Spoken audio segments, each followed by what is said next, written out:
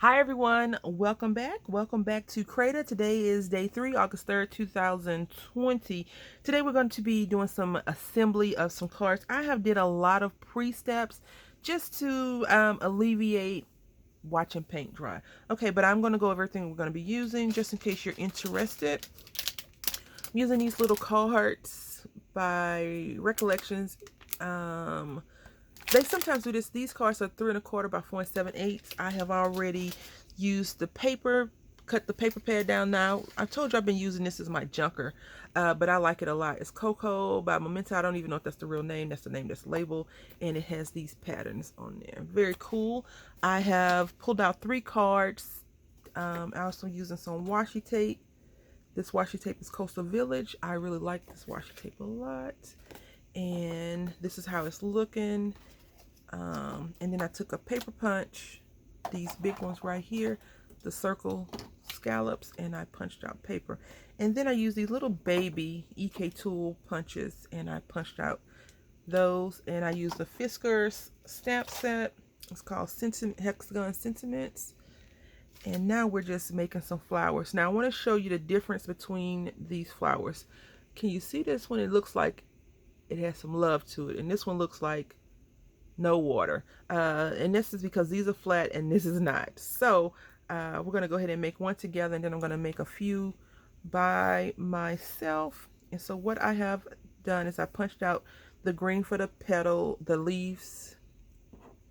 I'm just taking a stylus, the larger end of the regular Fiskars stylus, and I'm just using my hand. I'm just going around in a circle just like that to give it some shape.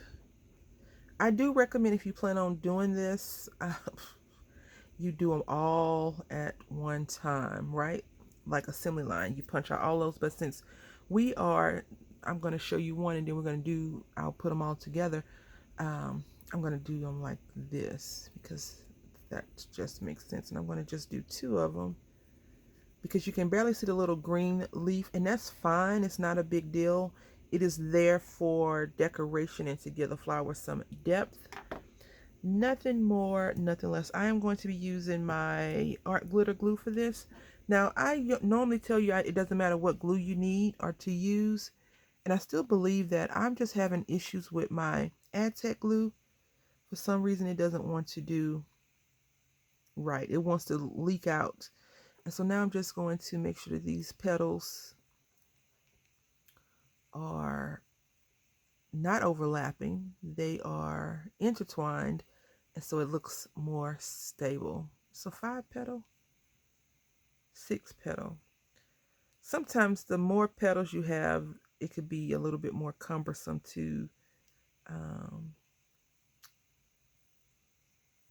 get stuck the way you want them to get stuck, right? And so I'm just doing this just like this. And I think I want to just put 2 flowers on the card, but we'll see how that works out for us. And even though the card is still basically the flower is still basically flat, you'll notice the difference. I can notice a difference, and I'm sitting here looking at it, so hopefully you'll be able to notice the difference. So we got that, and I'm just putting some glue on the inside, in the center, and oh, too much glue. And we're just going to take a little gem, a yellow, so it's a little yellow sunflower, I guess, I don't know. And we're using that as our quote-unquote statement. So you see this one, even though it has a little white in there. Look at this one. This is the one we just did, and this is the one that's flat. Right? You can definitely tell the dimension, and it just looks, in my opinion, even though it's still going to be flat, it looks better like that because it looks like you put some attention to it. Okay, so I only decided to do one more because I feel like this is enough. I don't want to put 3 or 5. I think that this is fine. And so we're going to go ahead and do some assembly. And I think we'll be great. It won't be weird or awkward or odd or anything like that. So I'm just going to go ahead and ink up everything. And I want to talk to you about something. On one of the Facebook groups I'm in, someone made a very true and valid comment. Now, I know this is not for everyone, what I'm about to say, but I think the majority of crafters, especially people that buy stamps, can relate to this. And I think, it's something that we should think about. I got distracted. I apologize. She said, am I the only one that has stamps that I have never used yet? And, of course, I didn't read the comments. This is one comment. One of the times I didn't say, oh, let me go see what the comments say. Because sometimes people post stuff just to post stuff and get a reaction, right? And I think for myself, I have practiced that, just keep on scrolling. Because sometimes people will post something and they're not prepared to actually discuss the post. I actually reached out to someone who posted something, and he decided, well, he didn't respond. He just I guess he just ignored the comment altogether. And then I saw that he was posting some other things, and I was just like, okay. And I've told people this before, people will only quote unquote fight for what they believe in, for what they, a lot of people say choose your battles wisely. Like, don't go into battle with a knife when it's a gunfight, right? Or something like that. But anyway, so I have taken on that, just keep scrolling. But I didn't even want to read the comments because I feel like what she said is a true statement for most crafters. I know some people are very diligent about saying, I've used the stamp 5 times. It doesn't, I've got all the use that I want out of it. Let me get rid of it, right? But for the most part, people, myself, I like to heart my stamps because I want to be able to say, oh, I want to put time to celebrate, right? And I may have another stamp that says celebrate, and I may have one that says time, but I don't really want to go and find all of those 3 things and stamp them all out. I like that, So my thing, like if anyone was to ask me what's my favorite thing about crafting, I would say stamps, first of all. Like I like stamps, paper, and scissors are probably my 3 favorite things besides color pencils to color the stamps. But some of that stuff is like a hidden, it's okay. It goes with it. So we're going to make sure it's open up to the right side. I'm going to be using some art glitter glue on here. And so I think, I feel that could we as crafters do a better job at pushing back to the companies? I think so, but I think the problem now is that there's so many pop-up companies, so many stamp companies, so many product companies that we support, right? Just gonna slide this over some. That it's hard, for me, I know it is, and I think it's hard to keep up with the quote-unquote latest trend. Thankfully, I've never been like a bandwagon jumper. I kind of, if the salmon is swimming upstream, I swim the other way, so to speak, on some issues, some things. I really like not being the person that has all of the same stuff that other people have. But at the same time, if I watch a good haul video, I might be up in the store buying that product because I want it, not because you have it, but because I see that you have it and I want it. We may not even do the same exact creation with it, but I need it in my collection. So I think the problem, going back to the pop-up companies or companies in general, it's probably at least 20 stamp companies that we all could name off the top of our head, right? And each stamp company has some of them have new releases like every week, every month, or whatever. And if you like that company, you support that company by, I'm just adjusting that a little bit, by buying some of their junk that they're selling, whatever it is. All of it really is junk if you ask your spouse and they're not into crafting. I know the big roommate calls every craft project thing that I own junk, right? And I'm okay with that because his junk is his junk too, right? I don't really have a lot of junk, but it's because I have so much junk. So I'm just gluing that down. And I think, going back to the mindset of maybe the stores, the companies that are selling this, they're trying to keep up with the other companies. And then, you have people that do digital stamps as well. And it's always a new digital stamp. If you can draw 50 pictures a day, you can do 50 releases, right? And then the thing is, when you do releases, let's just say you are a digital company, you don't have to worry about plagiarizing words, right? You don't have to worry about saying time to celebrate. No one's going to trademark time to celebrate. You can't really trademark words unless you're a company and that's your company slogan. Then that's a little bit different. This one does not want to act right. It's not all the way dry. So I'm just going to apply a little bit of pressure while we chit chat. So, when she wrote that comment, I was just like, yes, I definitely can agree to that. I can attest to having stuff I haven't used before.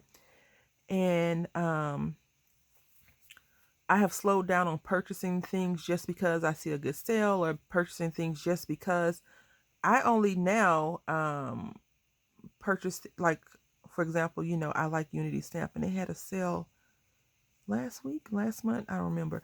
And I didn't buy anything from them because I was like, I haven't even opened July's stamp kit until recently. And we're in August, and they've already charged my account for August. And I have memberships that I'm a part of, and I haven't used the stuff from those. And just thinking about it, do we really need all that stuff? And I think the problem for some of us, and I think I was in this group that I'm about to discuss, is that if, let's just say I was selling these cards, right? Let's say I sold 20 of them for X amount of dollars. People got on that and they probably bought, if they liked it, they bought 5 or 6 sets of the cards, right? Those people, and then I said, oh, it's a limited edition. Then I slap on that exclusive, exclusive, a limited edition. Now it makes the value go up. And I only release these cards every X amount of months. So now, not only that, I have already said that it's exclusive and it's a limited edition. You go out and you buy all of them, and you go back and you resell the stuff. You're not destashing like you're on Facebook Marketplace, Craigslist, all that crap, selling it.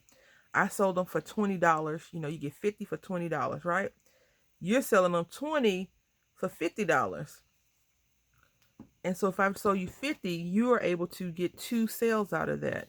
And I think that is what has happened to the craft market. All the big box stores are putting the mom and pop scrapbook stores out of business. Rent has went up. It's so much going on. Thankfully, we can pull that up with this glue sometimes, right? I'm going to reapply some because I didn't put it down even, and I didn't give it enough, and it just came up. Like, for example, Joann Fabric was selling some Darice products, but Michael's own portion of Darice, so Joann's had to stop selling.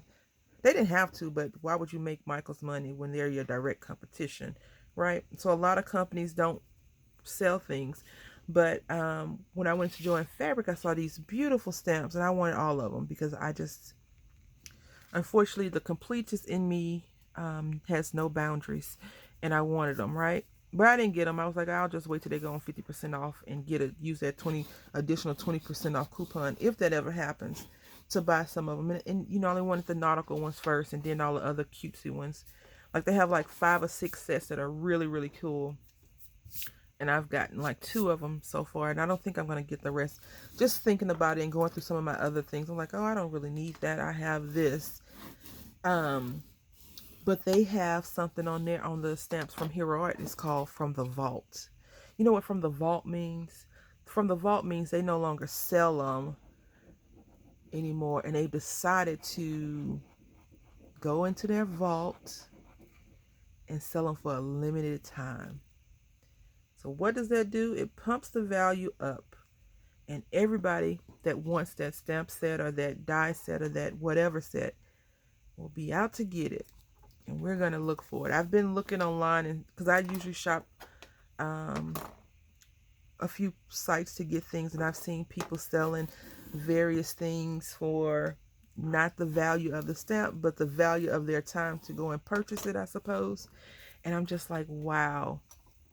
Reflecting back on that lady's statement, yes, we have it, because if you don't get it when you see it, the company will retire it. They'll put it in the vault.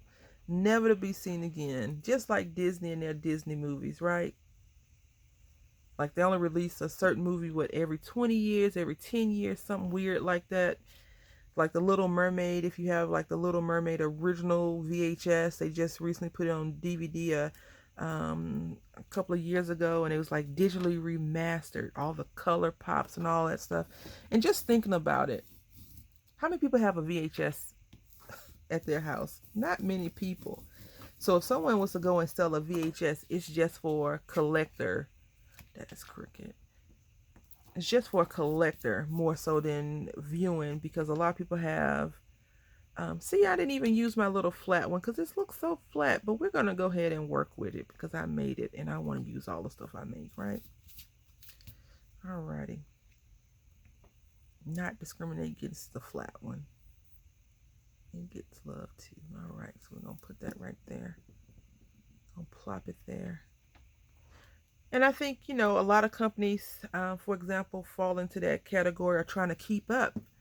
You know, company A does a release Monday, you're going to do your release on Tuesday, and then someone else does their release on Wednesday. And I just find that